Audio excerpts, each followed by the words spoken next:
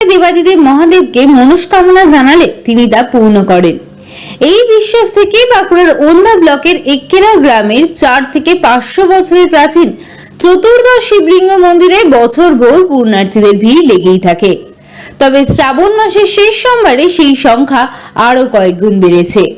এদিন সকাল থেকেই শুশুনিয়া থেকে পাহাড়ি ঝর্ণার জল নিয়ে দীর্ঘ পথ পায়ে হেঁটে এক্কেরা গ্রামের চতুর্দশ শিব মন্দিরে যাচ্ছেন পূর্ণার্থীরা। ওই জল মহেশ্বরকে অর্পণের পাশাপাশি চলছে পূজা পাঠ।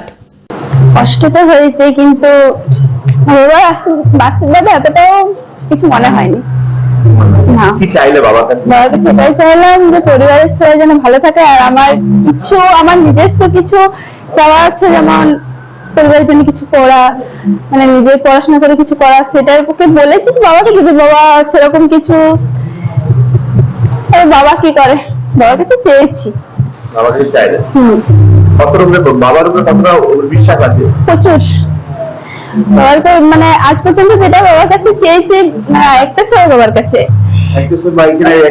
হ্যাঁ, চতুর্দশী মন্দির যেখানে বাবা শিবের কাছে যেটা চাওয়া হয়, মন থেকে কেউ যদি কোনো কিছু চায় তাহলে সেটা বাবা অবশ্যই সাথে দেয়।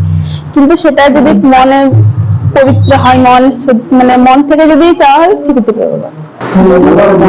বাবার খেলে মঙ্গলের জন্য প্রার্থনা করলো, সবাইকে ভালো রাখতে বললো, নিজে ভালো থাকতে বললো, বাবাকেও ভালো রাখতে বললো। কত মানুষের সমাগম হয়েছে? প্রচুর প্রচুর লোকের সমাগম। প্রতি সোমবারে আসেন? হ্যাঁ। কেমন লাগছে বাবার পুজো করলেন? এখানে তো চতুর্দশ শিবলিঙ্গ। ভালো লাগছে পূজা দিতে, আমরা সব সোমবারে দিই। শ্রাবণ মাস তো শেষ হয়ে গেল। হ্যাঁ, শ্রাবণ মাস শেষ হয়ে যায়, শ্রাবণ মাস সরকার, তবে সব মাসে দেওয়া হয়। স্বামীর মঙ্গল, বাচ্চাদের মঙ্গল কামনার জন্য প্রার্থনা করলেন, এবং সবার জন্য ভালো যায় ঠাকুর সেটাই রাখেন, এই জন্যই প্রার্থনা করলেন।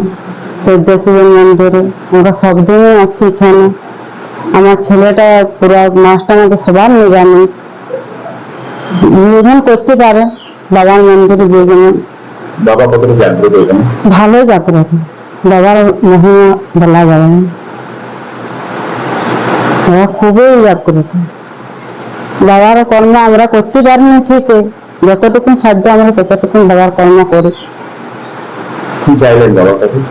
চাইলাম সবার মঙ্গল চাইলেন, স্বামীর মঙ্গল চাইলেন, বাচ্চাদের মঙ্গল চাইলেন, ঠাকুরেরও মঙ্গল চাইলেন, আপনিও ভালো থাকেন।